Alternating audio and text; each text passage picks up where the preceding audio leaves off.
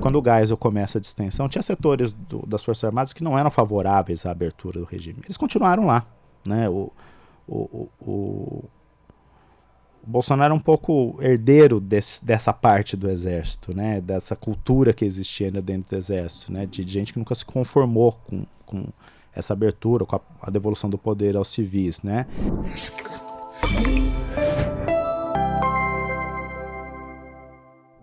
O dia 15 de março de 2025 marca os 40 anos da redemocratização do Brasil. A data remete à posse do presidente José Sarney em 1985, que encerra 2 décadas de ditadura militar. Eu sou Silvio Anunciação e o programa Analisa de hoje vai discutir a democracia brasileira, os ataques recentes e o período histórico desses 40 anos. E para tratar deste tema, nós estamos no estúdio com o cientista político Frederico de Almeida, professor do Departamento de Ciência Política do Instituto de Filosofia e Ciências Humanas, o IFCH, aqui da Unicamp. Professor Frederico, muito obrigado pela sua presença aqui conosco. Obrigado pelo convite. Professor, eu queria saber do senhor quais são as principais lições que nós podemos tirar desses 40 anos de democracia brasileira pós-redemocratização. Bom, acho que se a gente for pensar nos problemas da democracia que nós tivemos no período recente, acho que a principal lição é que a nossa transição da última ditadura para essa democracia, ela deixou muita coisa para trás, né? Isso é uma coisa que todo mundo já sabia, né? Era algo que já era perceptível no momento em que acontecia. Alguns problemas dessa transição, da forma como foi feita, já apareciam já nos anos 90, 2000. Um dos problemas que, embora não fosse um problema evidente, era latente, né? Era uma questão discutida por especialistas, que era o controle civil sobre o poder militar, né? Isso são coisas que ficaram mal equacionadas naquela transição, e isso teve claramente efeitos, né, pelo que a gente viu recentemente, né? Não só pelo que a gente viu recentemente, mas tem uma série de práticas mais cotidianas da violência de Estado, de agentes de Estado, que já fazem parte dessa transição inacabada. Então, a própria questão da violência policial, da falta de controle sobre as polícias, isso tudo é atribuído a um legado, né, da ditadura que não foi suficientemente equacionado nessa transição, né? Esse é um ponto. O outro ponto é a da anistia, que é uma pauta que hoje volta, né, e que naquele momento foi colocado como uma forma de trazer os exilados políticos, né, aqueles que eram perseguidos pelo regime militar, mas que acabou sendo estendida, né, para quem praticou violação de direitos humanos da parte do Estado, para os agentes de Estados que praticaram violações de direitos humanos. Isso foi uma questão que foi pactuada naquele momento, foi levada de novo para o Supremo Tribunal Federal alguns anos depois. O Supremo Tribunal Federal encampou aquele entendimento de que a anistia era ampla, valia para todos, né? E na tentativa de colocar uma pedra sobre aquele passado e seguir em frente, né? O que a gente viu, né, já via por várias manifestações, como eu disse, difusas, de práticas mais cotidianas, que não tinha como colocar uma pedra sobre aquilo, né? Essa herança, esse legado estava vivo na nossa sociedade, os efeitos negativos disso eram perceptíveis em várias práticas, e o que a gente viu nos últimos anos foi talvez uma manifestação mais evidente disso, né? Participação mais direta dos militares na política, ameaças de golpe de Estado, levantes contra a Constituição, contra a autoridade constitucional do Supremo. Então a gente viu a eclosão de uma série de conflitos, mas cuja raiz está justamente no fato de que nós fizemos uma transição que é pactuada, que foi a solução politicamente pensada e possível naquele momento, mas que deixou muita coisa para trás mal resolvida, né? Essas coisas precisam ser resolvidas, na sua opinião? Precisariam ter sido resolvidas lá. Nós temos outra chance histórica de resolver. Acho que não necessariamente resolver aqueles problemas, mas lidar com os eventos recentes pode nos dar a chance de lidar com situações semelhantes e com as mesmas causas dos problemas de maneira diferente. Tá certo. Professor, eu queria abordar um pouco o papel histórico do José Sarney nesse processo de redemocratização, né? E o papel dele, né, e as suas contradições, né? No período em que ele esteve na presidência, né, que ele assumiu a presidência, a gente teve a Constituinte de 88, que é um marco, né, da democracia, e o que, de certa forma, demonstra que o Sarney conduziu até que bem esse processo de redemocratização. Por outro lado, o Sarney foi filiado ao Arena, né, partido que deu sustentação política ao regime militar, né? Então eu queria saber do senhor como que o senhor vê essa relação ambígua, né, do Sarney e, se possível, até expandindo um pouco isso. Acho que a figura do Sarney simboliza uma série de outras contradições desse processo e que se resume no fato de que foi uma transição pactuada, né? Na ciência política, por volta do final dos anos 70, 80, né, conforme os países da América Latina, em geral, transitavam para uma democracia ou para a democracia, saíam de ditaduras para a democracia, assim como o sul da Europa, né, Espanha, Portugal, Grécia, você teve uma série de estudos de ciência política que compararam processos de transição, né? E então você tem transições por falência do regime, né? O salazarismo em Portugal foi um pouco isso. Você tem transições que envolvem uma falência do regime com impactos, com fatores externos, como foi um pouco a Argentina depois da Guerra das Malvinas, né, enfim. E você tem transições pactuadas, né, onde o próprio regime que está finalizando dá os termos da transição, né. E acho que os dois grandes exemplos que a literatura de ciência política sempre vai citar é a Espanha, né, no qual o Franco deu os termos, né, da sua própria sucessão, né, indicou que voltaria à monarquia, né, enfim. E os partidos pactuaram em torno daquilo. E o caso brasileiro, né, onde a ditadura começa um processo de distensão, né, e que vai, nesse processo os termos do que vai acontecer dali para frente vão sendo negociados, né. Então foi uma transição na qual os principais atores desse regime tiveram suas posições intocadas, né, e aí eu estou falando das elites militares, das elites judiciais, né, o judiciário tem uma participação grande na construção do próprio regime militar, né? A gente tem que lembrar que a perseguição política aos opositores do regime era feita judicialmente no Brasil, né? Ou seja, não era só sequestro, tortura, morte, tinha isso, mas inclusive para dar um ar de legalidade ao regime, os opositores eram julgados por uma justiça composta de militares e de juízes civis, né? Então, militares, judiciário tiveram suas posições intocadas, e as elites civis, as elites políticas do regime. E o Sarney é um caso desse, né? Ou seja, alguém que é uma elite das oligarquias tradicionais, né, do Maranhão, que já era alguém da elite política antes do regime militar, apoia o golpe, né?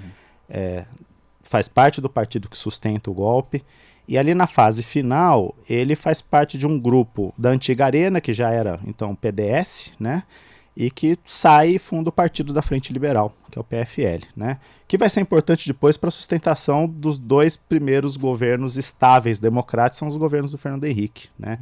Que foi uma parceria muito estável e bem sucedida do PSDB, que é um partido que surge também da oposição à ditadura, né? Como parte do antigo MDB, com o PFL, que vem parte da antiga Arena, né? Então a figura do Sarney é muito representativa desse pacto, né? E no caso ali, muito especificamente, você pensar que 85 ele toma posse, mas a gente está essa discussão desde 77, 79, né? Já tinha tido uma chance de eleição direta antes, a emenda das diretas perde, a eleição do Tancredo é pelo colégio eleitoral, ainda é indireta, e o Tancredo adoece e morre, né? Então é um período muito turbulento, né? Inclusive com muitas dúvidas se o Sarney assumiria, se não ia ter uma volta para trás, né? Pensar também que do ponto de vista dos militares, embora a partir principalmente do Geisel você tivesse uma posição de orientar para a distensão do regime, você tem setores mais radicalizados, né, mais linha dura dos militares que não queriam essa distensão.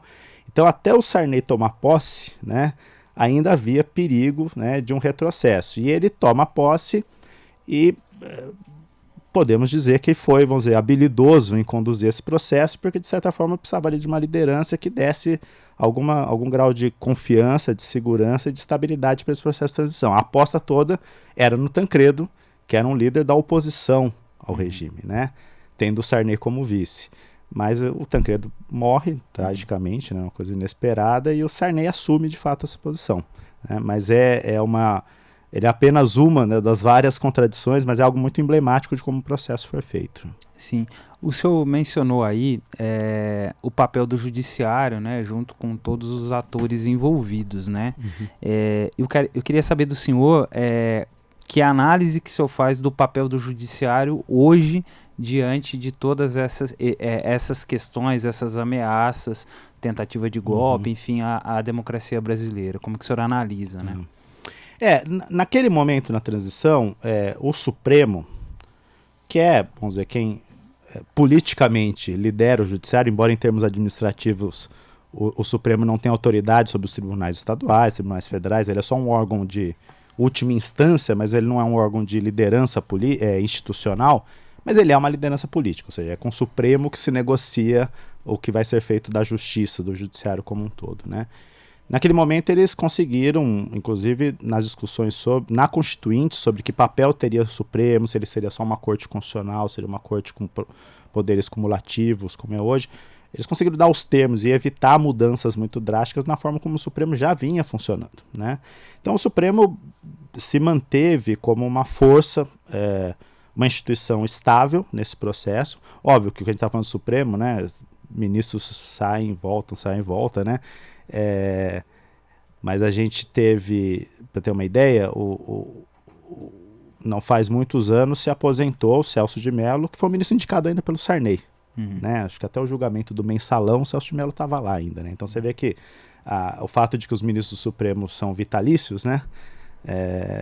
Na verdade eles ficam até os 70, depois de 75 anos, ele permite que uma indicação ali de alguém num período de uma transição por um líder como o Sarney mantenha, né, uma visão de mundo, uma visão de projeto de país dentro de uma corte que vai se renovando. Né? Então acho que esse é um aspecto, né, para entender como é que a gente chega até aqui.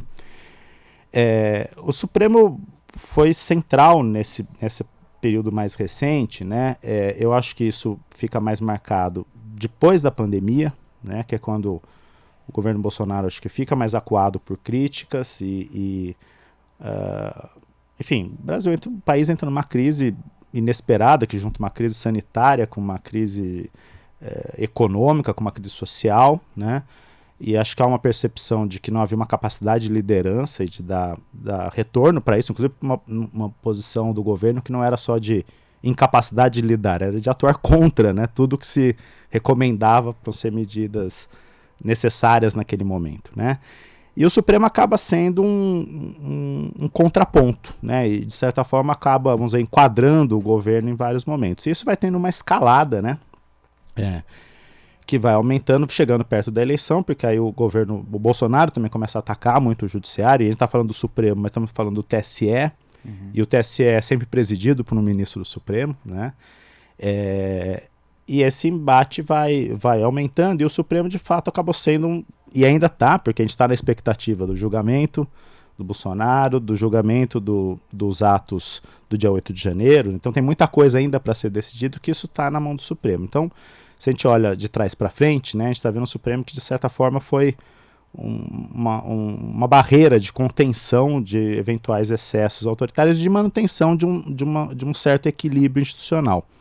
Mas tem que lembrar também que essa crise, né, toda começa lá após a eleição, a reeleição da Dilma, né, e com a abertura do processo de impeachment, a Lava Jato acontecendo em paralelo, no qual o Supremo também teve um papel muito grande na desestabilização do regime. Né? O Supremo foi muito permissivo em alguns pontos, inclusive em relação à Lava Jato, e tomou algumas medidas que vários constitucionalistas dizem que são excepcionais, pouco usuais, que acabaram ditando muito o ritmo daquela crise que vai ali entre 2014 e 2016, né, até a eleição de Bolsonaro. Então, foi um protagonista, né? Ele teve um papel, na minha opinião, de ajudar a desestabilizar o regime, de acelerar esse processo de crise, de certa forma conseguiu retomar um protagonismo para recuperar uma certa estabilização do regime, mas ele esteve nesses dois momentos agindo com o mesmo tipo de pensamento, né? Vamos dizer, uma forma de ação muito estratégica,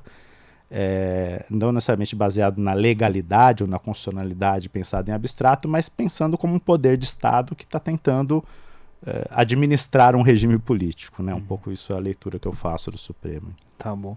Professor, diante de todos esses fatos recentes, né, tentativa de golpe no Brasil, e toda essa polarização política que a gente tem, né, eu queria saber se o senhor acha que a democracia brasileira está passando por uma crise ou se ela sai fortalecida desse processo. Olha, é muito difícil quando a gente está vivendo o processo, né, fazer esse tipo de diagnóstico. Eu acho que qualquer situação, vamos dizer, de instabilidade, né, o que é uma democracia estável? As regras do jogo funcionando perfeitamente, todo mundo de acordo com ela, mesmo aqueles que querem mudar, né, fazer a mudança dentro das regras do jogo, reforma da Constituição, mudanças institucionais, reforma de políticas públicas, e uma ideia de que a alternância do poder faz parte. Então o perdedor tem que aceitar perder porque ele tem que ter a expectativa de poder ganhar numa próxima, né? Então acho que a gente começa a falar em crise quando vários desses elementos param de funcionar. Então primeiro ali é 2014, quando o Aécio Neves não aceita a derrota, né? Então ali ele abre uma brecha, né? Uma fresta nesse sistema que cria uma instabilidade muito grande, né? E, de outra forma, você perguntou do judiciário, né, um dos fatores também é esse, né, o judiciário com uma atuação cada vez mais incisiva nos conflitos políticos, né, em vez de ser um árbitro neutro, distante, né, cada vez mais incisivo e determinando rumos do processo, né. Então, eu acho que dá para falar que passamos por uma crise e eu acho que ainda estamos, né. Não acho que a democracia sai fortalecida, minha opinião é essa. Óbvio, a gente evitou resultados piores, a gente evitou cenários piores, isso eu não tenho dúvida, mas a forma como foi evitada, ela é muito precária, né? Foram arranjos muito casuístas, né? Foram arranjos muito conjunturais, muito específicos, alguns deles assumidamente excepcionais, né? Em vários momentos do Supremo, alguns dos seus ministros disseram que a situação era excepcional, que precisava agir excepcionalmente, né? E que permitiram que a coisa entrasse um pouco no rumo de novo. Eu não acho que não resolveu completamente, porque a gente ainda vive numa instabilidade. Embora não seja uma instabilidade presente, ela está aí latente, né? A gente não sabe como vai ser a sucessão do governo Lula, a gente não sabe o que vai acontecer com as pessoas do 8 de janeiro, a gente não sabe o que vai acontecer com o Bolsonaro, e muito disso está na mão, de novo, do judiciário, né? Então, eu acho que é uma crise. É uma crise cujos efeitos foram um pouco adormecidos por enquanto, mas ela não se resolveu, né? Os elementos dessa crise que deram origem à crise estão presentes, os atores que participaram desse processo de desestabilização continuam aí, né? Alguns continuando querendo desestabilizar, outros tentando estabilizar, né? Mas eu acho que tem de fato uma crise, tem de fato um problema aí, né? O Congresso ele poderia dar uma contribuição maior para que essa democracia saísse mais fortalecida de todas essas situações aí que a gente vivenciou? Qual que é a sua avaliação?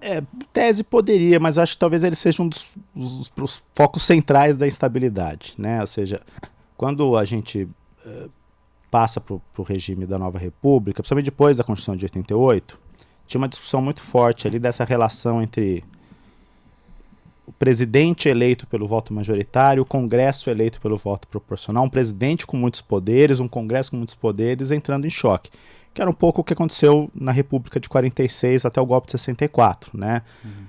Principalmente no governo Jango, um governo de eleição majoritária, progressista, trabalhista, tendo que lidar com um Congresso muito conservador, reacionário, enfim. Então tinha muito medo de que isso se repetisse, né? Por isso que, inclusive, na Constituição se falava, eventualmente, que a solução melhor seria ter um parlamentarismo em vez de um presidencialismo, que isso daria mais estabilidade. Uma coisa que os colegas da ciência política, né, que estudam mais especificamente isso, descobriram, né, uma grande descoberta da ciência política brasileira é o tal do presidencialismo de coalizão, né, ou seja, uma série de arranjos políticos, institucionais mesmo, não são informais, né, são arranjos que fazem parte da lógica da relação entre executivo e legislativo, que deu estabilidade, né? E o que é basicamente isso? É uma partilha do poder do governo com o Congresso por meio da montagem dos ministérios, né? Então, distribuir ministérios entre aliados e algum grau de, não necessariamente controle que o governo tem sobre o parlamento, mas de coordenação que passa pelas lideranças, né? Das bancadas, dos partidos, né? Que coordenam suas bancadas de modo a garantir sustentação ao governo. Esse é um arranjo que teve idas e vindas durante esses 40 anos, né? Em vários pontos, como se vota o orçamento, como se vota a medida provisória, porque conforme você muda uma regra aqui ou ali, você aumenta o poder do Congresso ou do presidente. Então você tem já desde 2014 um Congresso que, principalmente pela fragmentação partidária, muito difícil de ser coordenado, ou seja, você não tem grandes bancadas, nem partidos com capacidade de organizar suas bancadas e ter lideranças importantes. Você tem esse, em algum momento se chamava baixo clero, depois foi chamando centrão, ou seja, que é um bloco ali fisiológico da política, né, que trabalha com fisiologismo, com clientelismo, enfim, e que foi muito importante também nessa instabilidade, né? Você pensar na crise do governo Dilma, principalmente o papel do Eduardo Cunha, né? Que era um representante desse bloco aí. Sim. Né? E aí você tem o Congresso agindo no sentido dessa instabilidade, e quando chega no governo Bolsonaro, principalmente quando o governo Bolsonaro fica muito acuado já durante a pandemia, né? Que ali inclusive começava a se falar do impeachment, tem essa mudança no orçamento, né? E que basicamente o Congresso sequestrou o orçamento. Né? Então, a alocação do recurso público ficou com um poder muito grande na mão do Congresso e especialmente, toda essa discussão, né, das emendas PIX, do orçamento impositivo, principalmente na mão do presidente do Congresso. Então o presidente do Congresso é o mediador que organiza o parlamento e negocia a condição de apoio com o governo. Então, na verdade, esse hoje ainda é um fator de estabilidade, né? O governo Lula está muito paralisado, entre outras coisas, porque a capacidade de controle dele sobre o orçamento é muito grande. E tem um conflito institucional que é tenso, né? Não virou uma ruptura, não virou uma grande crise, mas ele é muito tenso, que é justamente em torno dessa coisa do orçamento. Que, de novo, quem está entrando para fazer a mediação é o Supremo. Sim, né? Flávio Dino, né? Exatamente. Sim. Professor, eu queria agora ampliar um pouco essa discussão ainda sobre a crise da democracia, mas agora no plano internacional, né? Tem muitos estudiosos que estão dizendo que estamos passando no plano global por uma recessão democrática, né? Com todos esses movimentos, esses fenômenos de populismo, extremismo e autoritarismo que a gente tem visto aí em diversos países. Queria saber a sua avaliação sobre isso. Essa é uma discussão que tem sido feita, como eu disse, é mais um dos temas, né, que a gente tenta discutir no calor do momento, né, e tentar descobrir se estamos em crise ou não. Talvez seja mais fácil a gente pensar nisso daqui a uns 10 anos, Sim. né? Mas, ao mesmo tempo, são sintomas, né, ou são processos que também não são necessariamente novos, né? E aí você tem alguns autores da ciência política que tem uma visão mais formal do processo da democracia como processo institucional, que vão dizer, olha, o Trump foi eleito, ameaçou um monte de coisa, mas no final ele perdeu a eleição, e mesmo com aquela invasão do Capitólio, o Biden fez seu governo e o Trump foi reeleito. Então, teoricamente, as regras do jogo estão funcionando. E é um diagnóstico um pouco parecido para o Brasil, ou seja, o Bolsonaro ameaçou muita coisa, acho que houve riscos reais de rupturas ou de retrocesso, mas no fundo, seja via judiciário, seja via próprio sistema eleitoral, e mesmo o Congresso, que às vezes não necessariamente pelos melhores motivos, mas muitas vezes por motivos fisiológicos, acaba sendo uma força de contenção, né, desse processo. Então, esses cientistas políticos vão dizer, olha, as regras do jogo estão funcionando, então o pessoal pode fazer ameaça se quiser, pode elevar o tom, pode mudar o discurso, mas no final, se tudo começar a continuar funcionando como deveria, o jogo está sendo jogado, né? Eu discordo um pouco dessa visão, porque a democracia ela não é só um processo institucional, né, de tomada de decisões. Ela tem um sentido histórico, um sentido de democratização, de partilha do poder, de promoção da igualdade de direitos, enfim.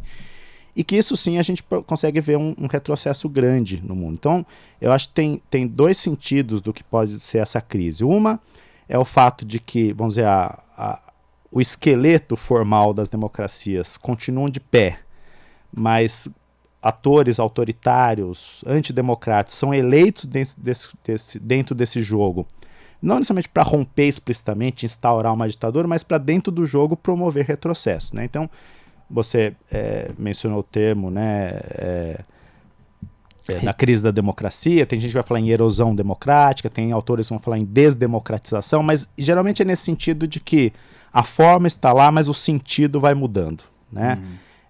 Vai perdendo sentido. E uma outra frente desse processo de desdemocratização é justamente esses retrocessos nessa esfera da democracia, que não é uma esfera necessariamente da eleição, né, ou da competição eleitoral, é a esfera dos direitos, né? Então, dentro das estruturas da democracia, do voto, da representação do parlamento, do judiciário, retrocesso em termos de direitos, né? Inclusive, muitas vezes com o judiciário referendando esses retrocessos em termos de direitos. Então, nesse sentido, me parece que há sim uma crise da democracia que não é só brasileira, né? Acho que o caso brasileiro tem, como todos os casos nacionais, né, tem fatores endógenos, tem uma dinâmica interna, né? A gente comentou aqui o Supremo, o presidencialismo de coalizão, o Centrão, enfim, mas tem um processo mais amplo mesmo, né? De enfraquecimento dessa institucionalidade democrática como uma forma de promoção de igualdade, de promoção da soberania popular, né, de resistência a retrocesso. Que é o que chega na população de fato, né, professor? Que são os serviços, né, as exatamente. Garantias. E aí eu acho que tem uma coisa que, enfim, essa crise não é só uma crise que vem de elites políticas ou de grupos que atacam a democracia. Muitas vezes passa por insatisfações populares com a democracia, né? Você tem várias pesquisas, você vai ver que às vezes a aprovação da democracia sobe, diminui. Com tudo que a gente passou recentemente, né, a gente teve alguns dados recentes que mostram que a aprovação, né, do brasileiro em relação à democracia é alta, até maior do que foi em outros períodos, mas mesmo assim, mais da metade da população votou num presidente que fazia um discurso claramente contra a democracia, né, e que atentou contra a democracia. Então, não é só a pesquisa de opinião, mas é o sentido que essas coisas assumem, ou seja, se há setores da população que estão dispostos a abrir mão do seu direito de participação política em função de uma segurança, de uma ordem, né? Ou que não reconhece um outro cidadão como igual em direitos, que merece proteção, merece o mesmo respeito. Então, de fato, há um retrocesso nessa concepção mais ampla de democracia. O senhor acha que a gente pode fazer alguma conexão, que é possível alguma conexão dessa crise da democracia com o neoliberalismo? Muitos atores, muitos autores, né, na verdade, muitos cientistas políticos, teóricos vão atribuir a isso, né? É óbvio que é um tipo de explicação que pode ser muito fácil, né? Você pode falar, é tudo culpa do neoliberalismo. Você pensar que o neoliberalismo ele é uma fase do capitalismo, né, e que o sistema, o modo de produção econômica determina um pouco como funciona a política, a sociedade. Então, ela é uma resposta que ao mesmo tempo explica tudo, mas não explica quase nada, né? Porque sempre há fatores endógenos, há fatores institucionais específicos, mas acho que a coisa do neoliberalismo ajuda um pouco a entender essa conexão entre algo que está acontecendo no mundo todo ao mesmo tempo com características nacionais, né? Então, se a gente pensar o caso brasileiro, a Constituição de 88 vem no momento que o continente passa por uma transição de ditadura, sistemas políticos fechados e de sistemas econômicos fechados, né? Com viés, no caso brasileiro, desenvolvimentista, né? Tinha uma questão da ditadura de ter certas políticas de vetor de desenvolvimento, de obras, de construção, enfim.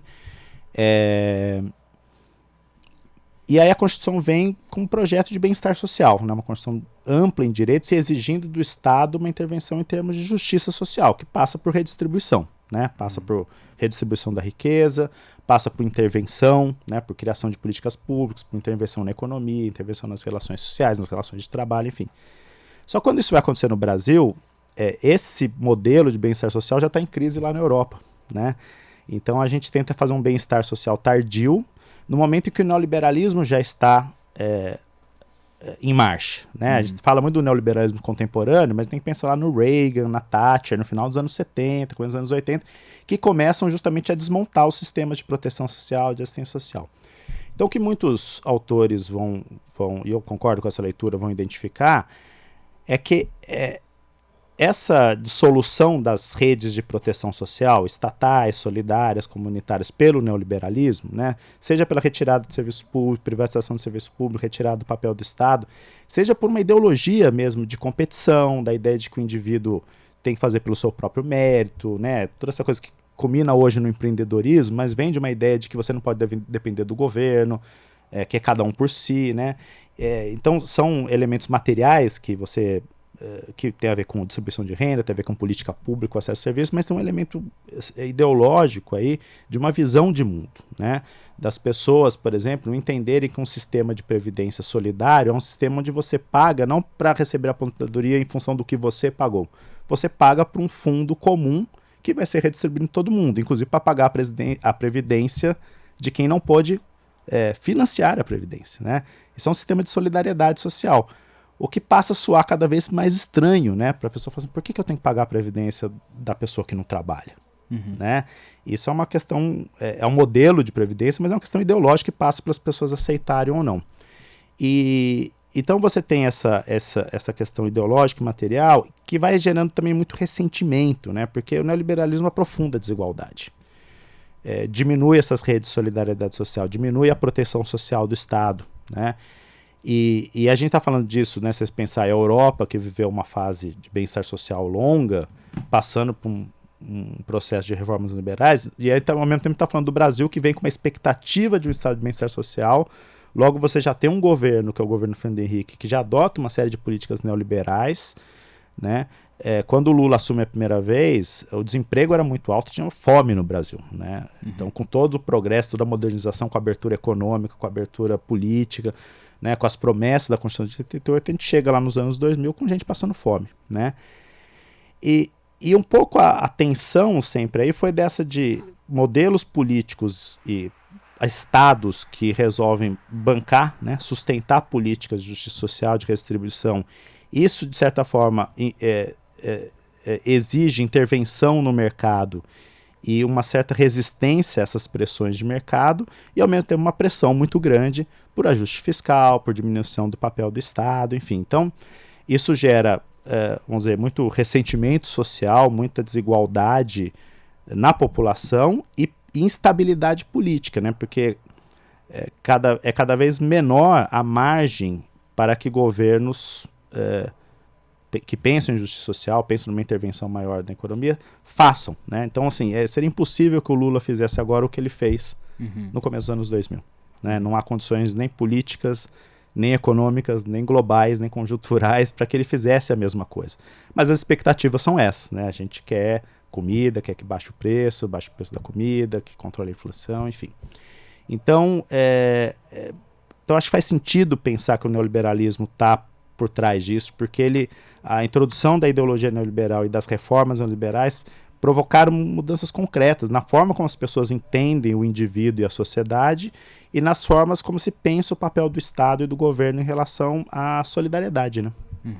Tá bom. Professor, um outro tema que eu queria incluir aqui é a questão da direita e da extrema-direita e a participação nessas tentativas de rupturas democráticas, né, como a gente teve aqui no Brasil, e o senhor citou aí, né, o que aconteceu nos Estados Unidos com o Trump na invasão do Capitólio em 2021. Né? Então eu queria que você fizesse uma análise dessa questão da direita e da extrema-direita com essas tentativas de ruptura. Tá. Aí acho que também tem uma coisa que é importante, que é pensar também globalmente, né, que esses mesmos autores estão olhando aí para o neoliberalismo, de como isso provocou essa dissolução, né, esse esgarçamento do tecido social e essa tensão que é colocada sobre as políticas, sobre os governos, né, que tem expectativas de atender anseios sociais, mas não tem condições materiais, econômicas de fazer, né, muito desse ressentimento, né, dessa sensação de crise, de abandono, foi capturado não por ideologias e projetos políticos coletivos de transformação, de mais justiça, mais solidariedade, mas foram capturados por esse discurso da extrema-direita, né? que lida com isso, né? Você lida com essa frustração com o desemprego e também lida com bodes expiatórios, que são os inimigos, né? São aqueles que criam isso, que no caso da Europa são os imigrantes, né? No caso dos Estados Unidos tem uma questão da imigração, mas tem a dos beneficiários das políticas sociais, como no Brasil, né? Ou seja, então você tem sempre o beneficiário da política de assistência social, ele é responsável, na visão das pessoas, né, por eu não ter meu dinheiro, né, ou por eu não ter uma vida melhor. Eu me mato de trabalhar e aquela pessoa recebe um dinheiro do governo, então ela está melhor do que eu, né? E isso muitas vezes projetado por imigrante, né? Enfim, então isso, a extrema-direita capturou um pouco esse sentimento, né?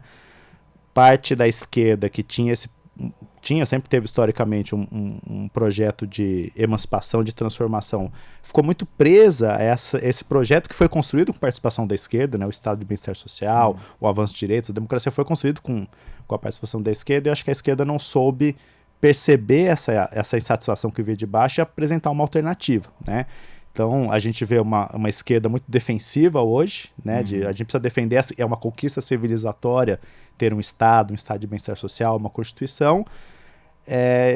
Só que você tem setores da população que acham que não é uma conquista civilizatória e tem uma raiva, tem um sentimento antissistêmico, né? Contra as elites, enfim, que é capturado pela direita. Então, acho que esse é um ponto que vai acontecer em todo lugar. No caso do Brasil, a gente tem que pensar também, se a gente pensar nessa transição, na questão dos militares, no próprio Bolsonaro, que, como eu disse, né, quando o Geisel começa a distensão, tinha setores das Forças Armadas que não eram favoráveis à abertura do regime. Eles continuaram lá, né? O Bolsonaro é um pouco herdeiro dessa parte do Exército, né? Dessa cultura que existia ainda dentro do Exército, né? De gente que nunca se conformou com essa abertura, com a devolução do poder aos civis, né? Esses atores sempre estiveram lá, mas um pouco contidos, né? E marginais num sistema que se ergueu em torno de uma ideia de vamos para frente, né? Democracia, direitos sociais, e quem está contra isso é muito, muito marginal mesmo, né? Mas eles sempre estiveram aí. Então, justamente nessa crise do sistema político e nessa influência do neoliberalismo que esses atores veem uma brecha, né, para pautar esses discursos e fazendo duas coisas. Primeiro, aglutinando discursos e visões de mundo que sempre estiveram aí, né? Violência policial, racismo, homofobia, isso sempre esteve na nossa cultura, né? Às vezes era marginal do ponto de vista dos porta-vozes públicos, e às vezes era marginal do ponto de vista das relações. Você faz aquela piadinha, aquele comentário, né? Houve um avanço também de consciência, de lutas dos movimentos sociais para que isso não fosse mais tolerável, né? Mas você tem um momento em que esses discursos são galvanizados, né, em torno de algumas figuras e vão ganhando força. E junto com coisas que são muito novas, né? Então, essa relação dos evangélicos com a política, que passa muito por uma influência do neopentecostalismo americano também, um debate mais sobre a questão do gênero, das chamadas guerras culturais, são elementos, vamos dizer, mais novos, mas que na verdade estão tentando amarrar percepções, ideologias, visões de mundo que estão aí, né? Visões autoritárias da sociedade, visões pouco igualitaristas em relação, né, dos indivíduos uns com os outros dentro da sociedade, discriminações e opressões de toda forma que vão sendo guardadas. E aí aquele cinturão que existia, né, isso aqui são os marginais da democracia, eles estão aqui porque somos uma democracia, então até eles podem falar, eles podem existir, mas eles não fazem parte do jogo. De repente eles fazem parte do jogo, né? O caso da França é importante. A gente viu a questão da Marianne Le Pen. O pai dela, né, que é fundador lá do Front National, ele já disputava a eleição com alguns resultados consideráveis já nos anos 90, mas ele não era de fato uma ameaça, né? Tipo, olha, subiu um pouco, teve uma votação maior, teve uma votação menor, tinha muito a ver com questões locais do momento da implementação da União Europeia, porque a gente tinha um discurso meio nacionalista contra a União Europeia, mas é como se tivesse uma expressão que os franceses usaram agora, né, um cordão sanitário para evitar a extrema-direita. Esse cordão se rompeu, né? E eles estão chegando, estão ganhando votação, vão formando coalizões, né? De repente, para você ter maioria no parlamento, você depende de um partido desse. E então isso acho que propiciou, né, o aumento, né, desses grupos que sempre existiram, mas que de repente ganharam uma força maior, né, uma projeção maior. E a gente tem o caso recente da Alemanha também, né, professor? Da Alemanha também, que tem um passado também muito complicado em relação a isso, tem que lidar, né, com essa história do nazismo, e que sempre tentou construir a ideia de que foi superado, superou esse momento, né, mas estava lá, né, estava lá, esses grupos estão lá, sempre existiram, e você tem um crescimento, né, da AfD, né, progressivo também, que é uma coisa que vem acontecendo há anos já, né, junto com uma crise dos partidos tradicionais, né, a Angela Merkel liderou a Alemanha por muito tempo, sendo da democracia cristã, sucedendo a social-democracia e depois sendo sucedida pela social-democracia, mas esses polos, né, que eram a antiga centro-esquerda, a antiga centro-direita, elas se diferenciam muito pouco em termos do que elas têm para propor para a população e abrem brecha para essas posições mais extremadas, mais críticas, seja a esquerda, seja a direita, né? Se for pensar também, os socialistas mais radicais na Alemanha tiveram um aumento da votação entre jovens, né? Então você vê que tem esse movimento está acontecendo, né, em sentidos diferentes. Estamos em extremos, né? Tem a questão dos extremos, que eu acho que é uma forma de você pensar saídas para esse mobilismo dessas democracias que continuam funcionando formalmente, né, mas que vão perdendo seu sentido, né, seu sentido histórico, que não conseguem mais ser um projeto que faça sentido para as pessoas, né? Então você vai ter um extremo que está apostando numa saída cada vez menos igualitária e mais autoritária, e você vai ter extremos que vão apostar numa saída mais igualitária, mais democrática, né? De qualquer forma, tendo por foco um sistema político que não é mais estável e que nessas visões não atendem mais as demandas que são dirigidas a ele, né? Professor, o senhor falou sobre, do ponto de vista nacional, né, governo e Congresso, dessa captura do orçamento do governo pelo Congresso e desse poder que todos nós sabemos, né? E aí a gente teve agora recentemente uma PEC, né, proposta de emenda à Constituição, do semipresidencialismo, né? Que o governo, né, dividiria formalmente o poder com o Congresso através de um primeiro-ministro, né? Então essa PEC conseguiu o número de assinaturas suficientes para poder tramitar, né? A gente não consegue saber onde vai dar, mas queria saber sua opinião sobre esse sistema político. Isso é um assunto que vira e mexe e volta, né? Ou um semipresidencialismo, um parlamentarismo mesmo, né? Enfim, como eu disse, foi um debate muito forte na Constituinte, né? Tinha grupos muito importantes ali que queriam um sistema parlamentarista. Isso não passou. Depois teve um plebiscito, né? Tanto que não passou e foi jogado para frente. Então, o acordo ali na Constituinte era o seguinte: não vamos decidir isso agora, vai continuar sendo presidencialista. Em 93 a gente faz um plebiscito para decidir o que vai ser.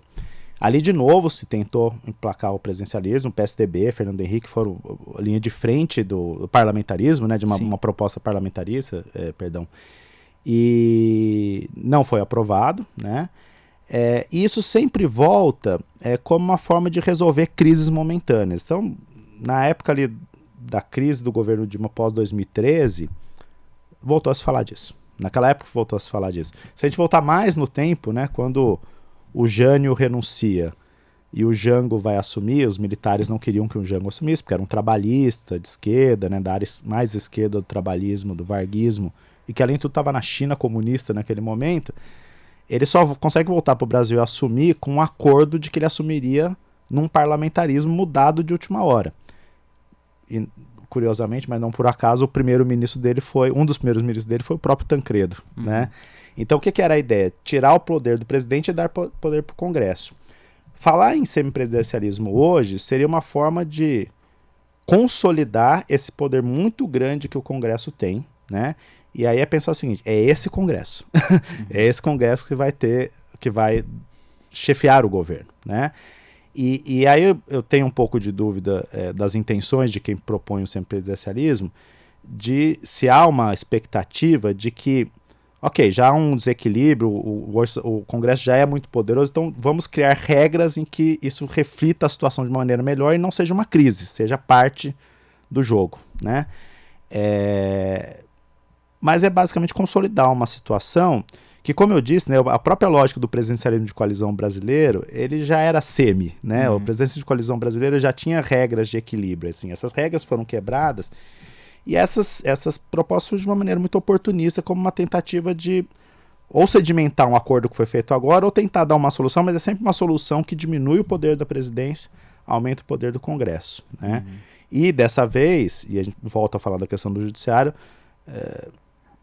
quem está falando muito disso não é nem o Congresso, nem o presidente, é o ministro do Supremo, né? O Gilmar Mendes tem colocado isso muito incisivamente, assim como o Luiz Roberto Barroso do Supremo já veio com esse assunto alguns anos atrás, né? Então é algo que sempre volta como uma tentativa de restaurar ou dar um novo ponto de equilíbrio dessas relações. Mas é algo muito complicado de se fazer, ainda mais em momento de crise, né? Porque é uma solução muito ad hoc, né? Muito provisória, e vamos dizer, uma gambiarra institucional para tentar resolver um problema que é muito mais profundo, né? E o senhor acha que esse mecanismo de PEC, né? A gente teve o plebiscito em 93, né? Que já estava previsto, mas eu acho que esse mecanismo de PEC para aprovar que isso é constitucional, qual que é a sua avaliação em relação a isso, professor? Assim, é muito curioso. Quem vai dizer que isso é constitucional ou não, além dos juristas todos que vão dar opinião, no final das contas, quem vai dizer é o Supremo. E tem gente no Supremo interessada que isso aconteça. Então, a decisão se vai ser constitucional ou não tem muito a ver com esse jogo político do qual o Supremo também participa, né? Ele não está acima da discussão do semipresidencialismo para dizer, olha, pode ou não pode, né?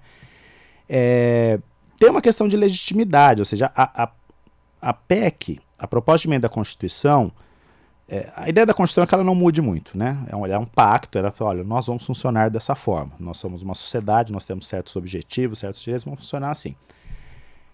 Você tem uma legislação ordinária que é feita pelo Congresso abaixo da Constituição, que é votar a maioria simples, aprova 2 turnos, aprova no na Câmara, aprova no Senado, vota, o presidente veta, sanciona, veta a parte, sanciona, o judiciário julga se é constitucional ou não, esse faz parte do jogo.